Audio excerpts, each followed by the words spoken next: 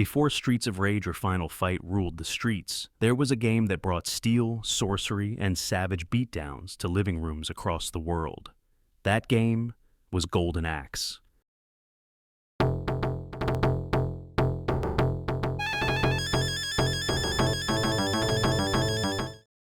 Released for the Sega Genesis in 1989, it was one of the first home console games to deliver an authentic arcade beat-em-up experience, and it brought with it a heavy dose of fantasy flair. Today on Rare Gameroom Gaming, we're diving into the legacy of Golden Axe, how it started, what made it special, the secrets you may not know, how it compares to today's titles, and what happened to the series after the magic faded. Genesis brings you Golden Axe, the 16-bit arcade challenge. You travel a treacherous route, face the most powerful enemies, conquer and seize the Golden Axe. That's the plan, but there could be a surprise ending. Golden Axe from Genesis. If you buy 2 Sega Genesis games, you can get free stereo headphones. Look for details at participating stores. Sega Genesis, the masters of arcade entertainment. Genesis System and Golden Axe each sold separately. The story of Golden Axe begins in the arcades. Developed by Sega and released in 1989, the game was the brainchild of Makoto Uchida, the same designer who gave us Altered Beast. Power up!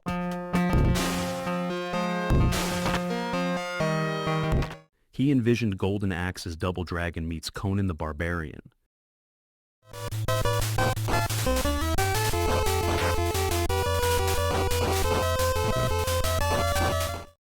That inspiration is crystal clear. Burly heroes, evil sorcerers, and skeletons who just won't stay dead. But here's a little-known twist. Uchida originally wanted to make a side-scrolling beat-em-up with rideable dinosaurs for Altered Beast. That idea was rejected, but he brought it back full force for Golden Axe, introducing dragons and other creatures you could mount in battle. It added a unique layer to the genre and became one of the game's signature mechanics. When the Genesis port dropped later that same year, it was a massive win for Sega. Not only did it look and feel close to the arcade version, but it also added new content. The home version featured an exclusive extra-level set inside Death Adder's castle, and it even included a duel mode, a survival-style mini-game where you could test your skills solo or against a friend. Sure, the arcade version had smoother animations and slightly more detailed backgrounds, but for the time, the Genesis version was a triumph of home console power. Compared to Capcom's later medieval brawlers like Knights of the Round or King of Dragons,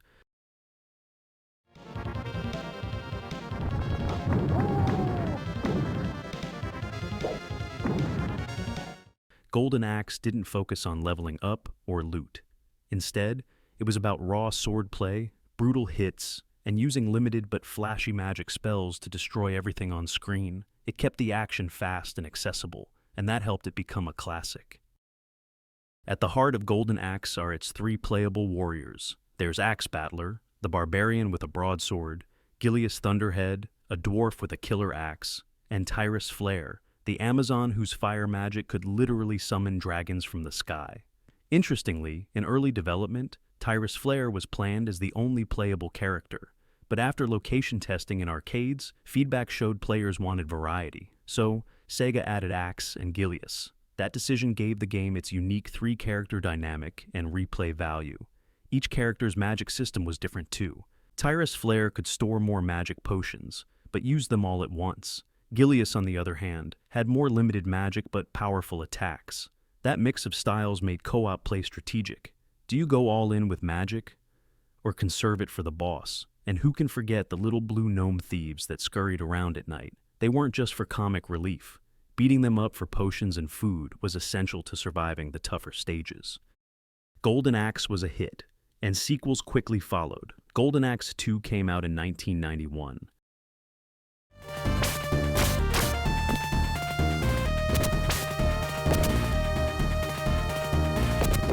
Exclusively for the Genesis, it kept the same characters and feel, but upgraded the graphics slightly, and improved the magic system. However, some fans felt it didn't do enough to evolve the formula. Then there was Golden Axe 3, released in 1993, but only in Japan and later via Sega Channel in North America.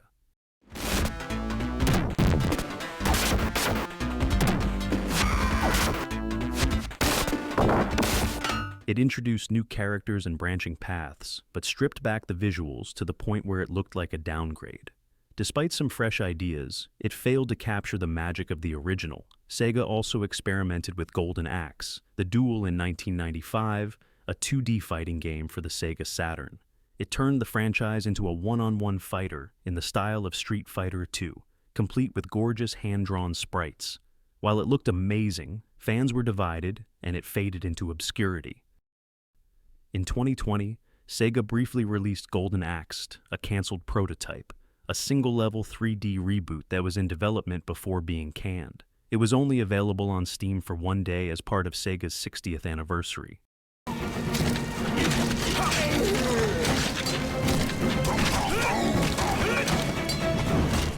The developers weren't happy about how Sega released it, calling it an unfinished and misrepresented version of their work. But for fans, it was a rare glimpse at what might have been. Despite its age, Golden Axe still holds up, and you can feel its influence in modern beat-em-ups.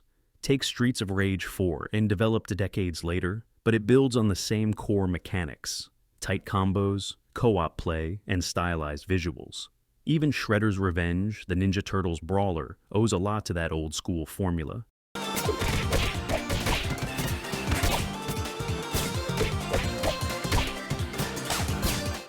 Indie games like Fight and Rage or Castle Crashers borrow heavily from the pacing and structure of Golden Axe.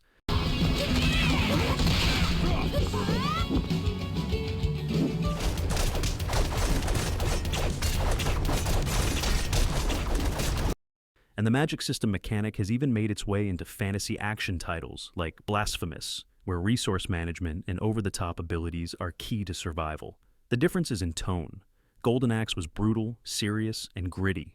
No jokes, no comic book villains, just evil sorcery, hacked-up skeletons, and giant turtles used as taxis. In a time where beat-em-ups were often goofy or urban, Golden Axe was medieval and deadly serious, and that's what made it stand out. Golden Axe may not have the massive franchise legacy of Sonic or Mario, but its impact on the beat-em-up genre is undeniable. It brought fantasy into the arcade, showed off what the Genesis could do, and gave players the power of sword and sorcery in the palm of their hands. So what do you think?